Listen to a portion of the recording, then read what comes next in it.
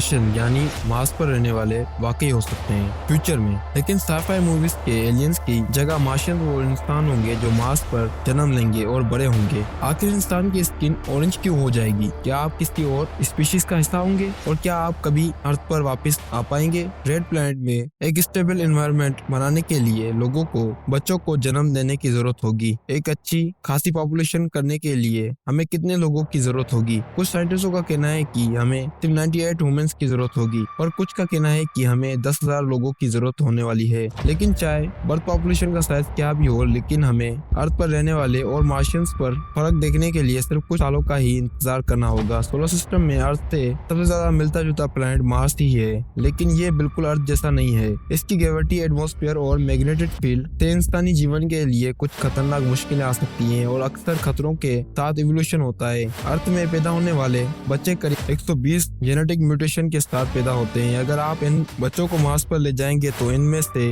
ऐसी म्यूटेशन होनी शुरू हो जाएंगी जो मार्स जीवन के लिए जरूरी होंगी और इनके आने वाली नस्लों को भी इनसे ये म्यूटेशन मिलेगी। जब तक हम मार्स पर सेटल होते हैं तब तक हमारे पास शायद अपने जीन्स को बदलने की काबिलियत हो जिससे मार्शियन इवोल्यूशन और तेजी से हो सके। तो अगर आप मार्शियन की तीसरी या चौथी पीढ़ी में जन्म लेते हैं तो आप आज जो हैं इसके काफी अलग होंगे, लेकिन आपकी बॉडी में बदलाव आने की मेन वजहें क्या होंगी? सबसे पहले तो ग्रेविटी। मार्स के पास अर्थ के मुकाबले सिर्फ 1% ग्रेविटी है, तो आपकी हड्डियों को इतना फोर्स महसूस नहीं होगा जितना अभी होता है। आपकी हड्डियां अपनी डेंसिटी को खो देंगी और ज्यादा नाजुक हो जाएंगी। इनका टूटते रहना एक आम बात होगी। फिर आते हैं एटमॉस्फेयर। अर्थ पर आपको एक डेंस एटमॉस्फेयर की आदत होती है जिसमें ज्यादातर हाइड्रोजन और ऑक्सीजन है, लेकिन मार्स पर आपको एक पतले एटमॉस्फेयर में रहना होगा जो ज्यादातर कार्बन डाइऑक्साइड का बना है और जिसमें ऑक्सीजन थोड़ी मात्रा में मौजूद होगी। आप पूरी तरह से नया रेस्पिरेटरी यानी सांस लेने का सिस्टम इवॉल्व नहीं कर पाएंगे, लेकिन आप ऑक्सीजन के साथ रहने के कुछ जरूरी यकीनन टैक्टिक्स डेवलप कर लेंगे जिससे आपके पास ज्यादा जगह पहुंचाने और मसल में ऑक्सीजन को ट्रांसपोर्ट करने में ज्यादा सफल होंगी। लेकिन इन चीजों के बावजूद आपकी खराब एटमॉस्फेरिक प्रेशर में जिंदा रहने के लिए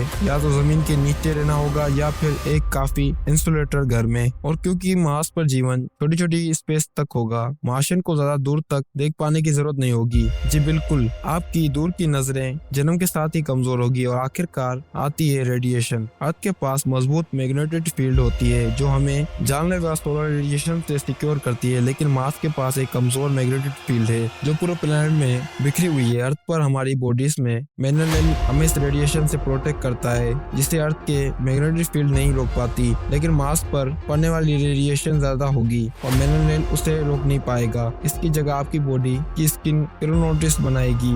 ये पिगमेंट आपकी सेल साइकिल की स्पीड को कम करते हुए या इसे रोक कर कैंसर से बचने में मदद करेगा। केराटिनोसिस से मिनरल सेल्स खुद को खत्म भी करने लगते हैं। ये वो चीज है जिससे कैरेट यानी गाजर को इसका ऑरेंज रंग मिलता है। जी सही समझे, आपकी स्किन होगी तो आपकी बॉडी में ये सारे बदलाव आने के बाद भी क्या आप अर्थ पर घूमने आ सकेंगे? मार्स में इन टाइप्स के बैक्टीरिया और वायरस नहीं होंगे जो अर्थ पर होते हैं, तो आपका वायरस से लड़ने वाला सिस्टम अर्थ पर रहने वालों के मुकाबले कमजोर होगा। इसका मतलब है कि अर्थ आपके लिए खतरनाक जगह साबित हो सकती है और अगर आपका वायरस से लड़ने वाला सिस्टम मजबूत भी हो तो तभी अर्थ की ग्रेविटी आपकी नाजुक हड्डियों को तोड़ सकती है। अगर मार्स पर आप पैदा होते तो शायद आपको वहीं रहना पड़े।